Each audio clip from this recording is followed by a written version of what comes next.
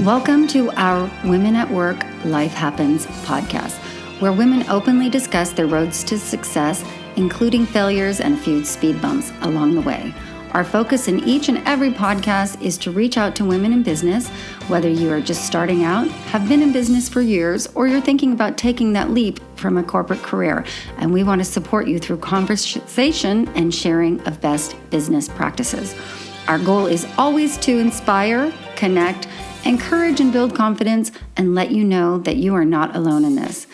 Check us out at marinwomenatwork.com. Enjoy today's podcast, and please forward to friends and colleagues so that we can continue to reach out and inspire women every day. Hey, it's Kieran with Women at Work Life Happens podcast.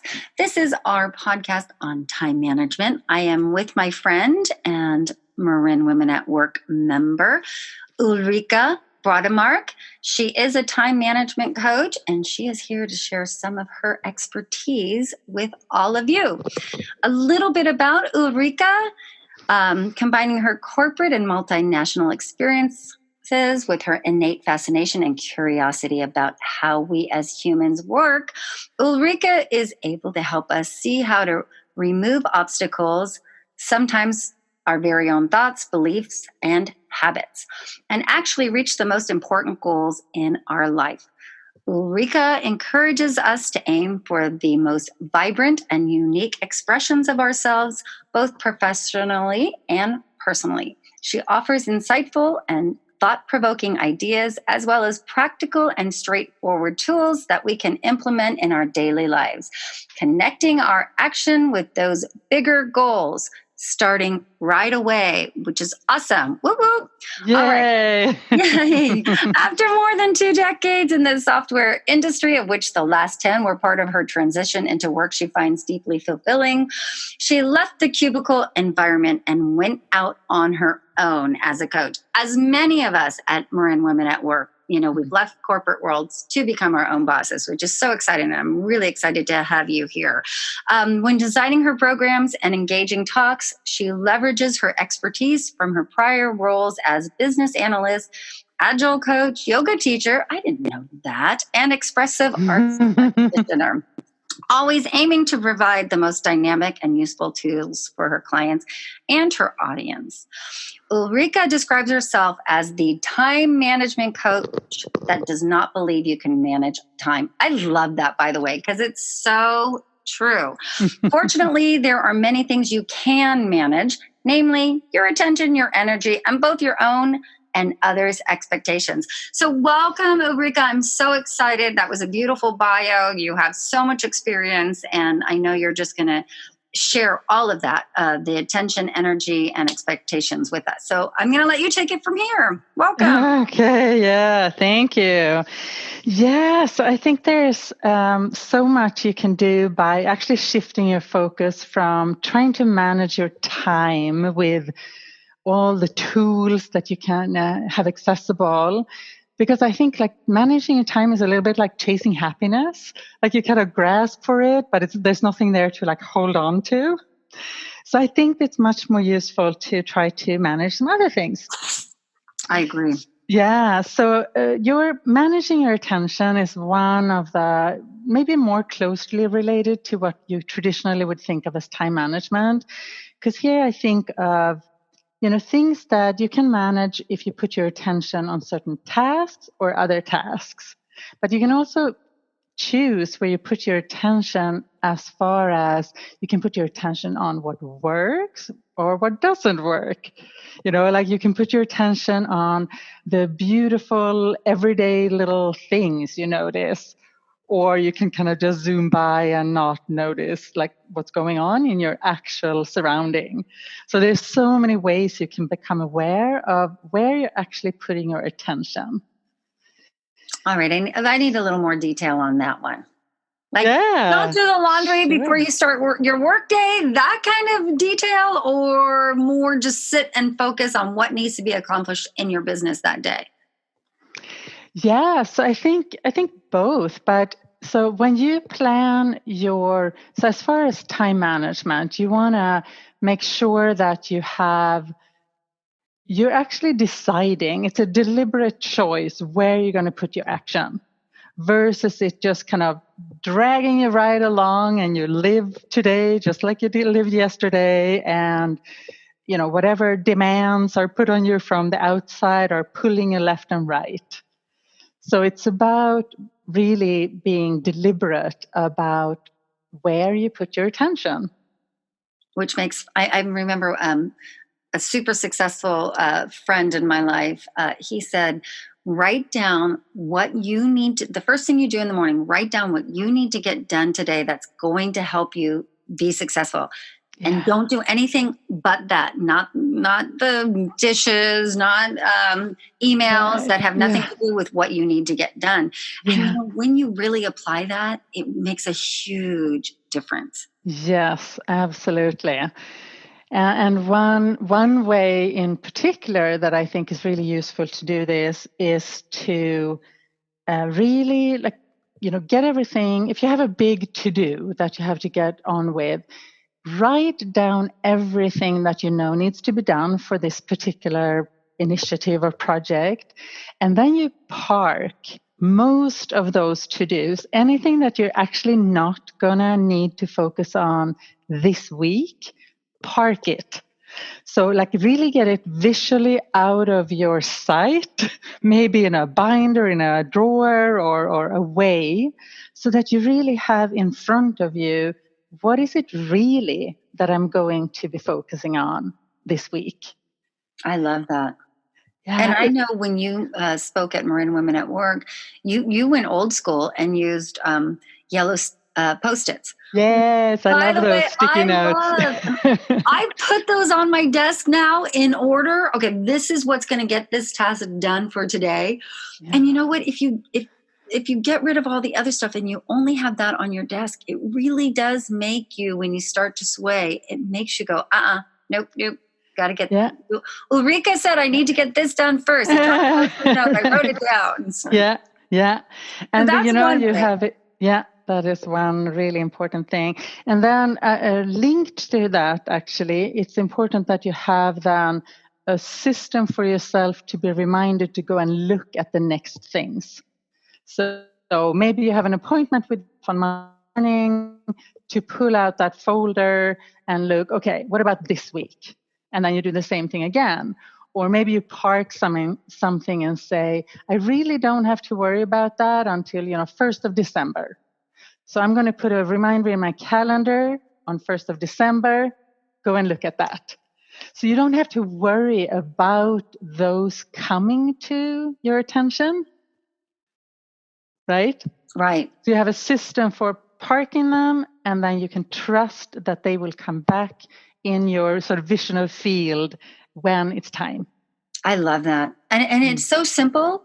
You're not reinventing the wheel, but I do think as small business owners, we oftentimes forget that and we let the other stuff stray in. And then at the end of the day, you're like, oh no, I haven't taken that step to move my business forward. And that's really why we're speaking with you, and what we want to learn from you is that's what all of us want. Even if you're already successful, it doesn't mean you don't want to grow and continue to move forward. Yeah. Now, the other thing is energy. I know that's really important. Yeah, I was going to just comment on that. As business owners, there's so many potential ways we could go. And part of that is, I think there are a lot of shoulds, which actually I wanted to take the other direction and go to expectations next. Okay. Because expectations is one of those, we live in a world with expectations. We have a slew of assumptions and expectations of how our society and our families and everything should be working, which, without that, we would kind of be lost and start from scratch every day, so they're useful. But I think we often don't question expectations when we should. Oh, I use the word should. I try to actually eliminate the word should from my vocabulary and instead have it as a red flag. So when I realize that I'm using the word should, I ask myself, says who? Interesting. Where is that should coming from?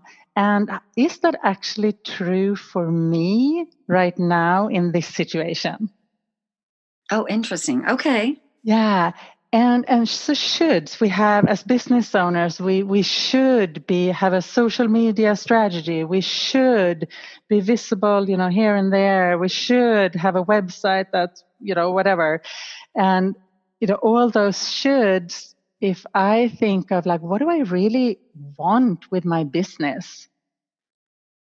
And then I can reframe it. And one really useful way I think of doing that is anytime I discover a should in a sentence that I use, convert it to either a can or a will or a could. So I could have a social media strategy. It's like, yes, that's true. I can. Like, yes, I have the capacity. I know kind of where to get started. And then the will is more of a commitment. Like, well, will I? Am I actually willing to decide to do that? And if now is not the time, it's just kind of, there are other things that take priority right now, then, I will, reconsider that for next year. Oh, Or wow. something. Well, you know what? I think that helps you also kind of focus and narrow down when you take should out of it. Okay, well, I can do this or I could do this, but what's really going to better me? And a should isn't necessarily going to move your business forward. It's just kind of like, well, other people are doing it, so I should do it. Yeah, and the energy in that is kind of like I should. I know I should. It's just like no positive pulling you forward kind of energy. You're just like already behind almost. Like I should be doing that because that's apparently what others say make me successful or whatever. And there's so many layers of this too. We have shoulds in our family, what it means to be successful, or for like that's something we grow up with that I think is really healthy to question once in a while. Like, what does it mean to me to have a successful business? Like, and I agree with that. And I think we put so much pressure on ourselves by looking at others, because what you want from your business or my success or anybody in our group is different. And I think that is one of the most important steps in starting a business or even really figuring out where you want to go, where everybody wants to go is, okay, what means being successful to me? For some people, it might be flexibility. Some people, it might be how much money. It's not the same for everybody. And I think that's an important message. Thank you for that. And sometimes it's in the little details, because I remember when I just left corporate and okay, now I have my home office. This is where I'm going to work. And I realized that like I wasn't allowing myself to set my office up the way I really wanted it. I was like setting up a cubicle basically at home. And then I realized like, no, I want plants. I want color. I want to be able to like roll out my yoga mat in the middle of the room. And like allowing myself to actually create it in the way that I want it. I think that's so important. I think having a positive workspace, excuse me, is really important for all of us. And that can mean so much to so many.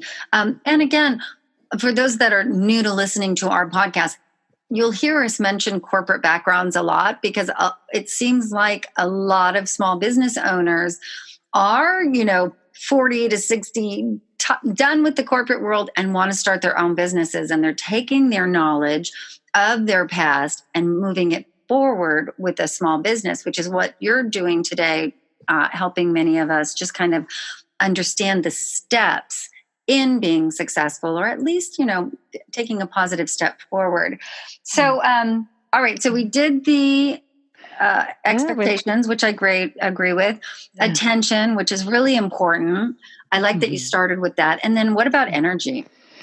Yeah, and energy, I think this goes into both mystical, almost like kind of big sense of like the energy of the universe. And I think Albert Einstein was said to have said that everything is energy. So like I believe that, and I think of things like, when you're in relationship with someone, or even in our conversation, there's a certain energy or dynamic or way of showing up in each place you go, me with you here today. And I think that we can, by becoming more aware of like how is that energy affecting us, and where do we light up? Where do we feel like kind of the should, like dragging? That's my sense, at least, with should. Maybe for someone else, it feels like a hammer on the head or whatever. But like, what is the energetic kind of pull or push or whatever of each situation? Because I think when we become aware of that, we can then make some choices that better support where we want to be heading. Well, and as you know, that's one of the reasons I started our networking group room, Women at Work, because I believe in energy. I believe in supporting other women. And if you're not that supportive player, you're not a fit for our group.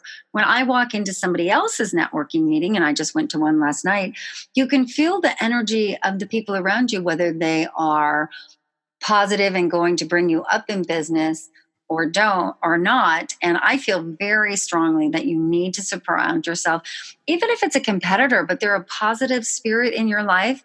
Surround yourself with your competition, surround yourself with positive people, because there's enough business for all of us out there. It's my feeling. Yeah, absolutely. So, networking events, I think it's a really great example of certain networking events. Like the energy is different, and maybe it doesn't kind of click with you. And I think it's something to become curious about and realize that maybe there is some kind of value, like in your case, the supportiveness of people is really important. And like, ooh, that wasn't actually there. Or I had to like dig really deep to find one person who was that or something. But like you get more clear on your values by reflecting on what kind of lifts you up, brings you energy versus what drains you and feels just like, that was like icky or waste of time or whatever. If you were to, if to start your day, and do you start with attention, write your Post-it notes? Let's give a couple of items that our listeners can take away with them, that maybe some suggestions of how they can start their day to focus on these three things. Yeah, so I start my day, and I suggest you start your day with a little planning session that actually has all three of these components. So the attention is actually more task related. So what am I actually going to put my attention on today?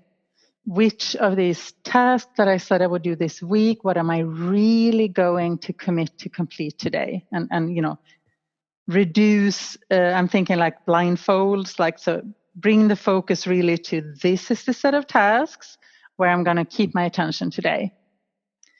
And should. Don't write any should on your There is no should. I like that. I like excited and delighted to take on these action items. Yeah. No, or at least a small step, and it's a very positive step to take that word out of your work vocabulary. Yeah. And actually, like, not to say that every task is going to feel all exciting, but when you know why you're doing it, even the tedious kind of boring task can feel energizing and kind of important enough that, oh yeah, I know why I'm doing that. Right. So that's actually part of the energy management. So how am I going to get through this tough, I wish I didn't have to do kind of task? Well, I might connect myself with my bigger vision, to like, oh, right, yes, that's why I'm doing that. So, that's part of it. And how will I include some kind of self-care and balance in my day? Go for a walk, or I don't know, meet for lunch with a friend, or like this might be part of your week plan to sprinkle some of that into your everyday. So that's, both, I guess energy management, and I think self-care is actually a really big energy management component. I do too. And I'm going to go back to that because I just did this yesterday. I met 2 colleagues for lunch. And it just, then the rest of my day was busy. And that was the perfect word. I didn't think of it until you just used energy. It totally energized me because it was 2 supportive business owners that we just shared ideas. And so even though I took time out of my busy day to meet for lunch, and that sounds maybe frivolous or just like time consuming, it was energizing. So that's what, I like that word as well. And then expectations. And then for expectations, I know that when you cannot do everything that you thought you would get done. So like usually we have too much stuff, right? So the things I'm, like optimistically planning my day and realizing really when I look at this, I'm not going to get it all done. So it might be setting expectations with myself and just say, well, this is my day. I only have so much time. I'm going to be okay with that being done tomorrow or whatever. And sometimes, especially when I plan my week, I might realize that, whoa, I actually thought I would be able to do, more than I actually can get to. I might have to reset expectations with someone else. Oh, I like that. I have to say, I start every Monday mapping out my week, and then I change it every day with what I got done each day. But starting my morning with my coffee and that list just clears my mind. It de-stresses me. Some people do it at night before they go to bed because it de-stresses them. Mm-hmm. But I so appreciate all of the information that you've given us. We should wrap it up just because we talked about a certain time frame, and I like to make sure we keep it within 20 minutes for our listeners. If there's anything else you want, I know you wanted to tell us where you were originally from. So we forgot to do that in the beginning. So let's talk about that now. And then if there's any other, tip you want to give our listeners, and certainly let them know how they can contact you, because really you have provided great information and they should know how to reach you if they'd like additional time management suggestions. Sure. So I'm Swedish by origin. And the reason I actually want to bring that up is like, usually people are wondering like, what's the accent? So that's where it's from. But I've lived in the US now for a couple of decades. So it's sticking with me. It's here to stay. Yeah. So, and then, yes, of course, I would love to stay in touch and be in touch. A couple of ways you can find me is either on the Marin Women at Work member page. My information is listed there. Or you can visit me on my website, which is freyafrog.com, Freya, FREYAFROG. And Freya is a Nordic goddess of abundance, and the frog stands for transformation. I love that. I never knew that. I actually always wanted to ask you that. Like, where did that name come from? Oh, that's perfect for what you do and all that you offer. Yeah. Thank you. All right. So freyafrog.com, and they can get more information about your services, correct? Yes, correct. Awesome. Follow my blog, I also have links there to my Facebook page where I post little tips and stuff. So that's perfect. The main way. Well, thank you so much for providing fabulous information and encouragement too, because I really think when you're driving in your car, maybe you're a new business owner, maybe you're just somebody that's, just fried and why am I doing this? These are great tips, but they're simple and it's something you can use today. You don't need to buy anything. And I think start this process today. Yes, it is simple, and also like allowing yourself to be in process. Like constantly. We keep learning, we keep experiencing, and by reflecting on what is working for you or what's actually happening, then you can gradually really make those more choices that are more in line with what you want to create. I agree with you completely. I'm always trying to learn and teach, and that's why I reached out to you and asked you to share your knowledge with us. So, all right, on that note, please check us out at marinwomenatwork.com, and you can see our other members and find our podcast there. And then certainly share this with friends, because, it's all about women supporting women. So we would like you to share this with other business women. And you can find Ulrika Watermark at FreyaFrog.com. Thank you, Ulrika. Thank you so much for the opportunity. All right, talk soon. Bye. Bye-bye.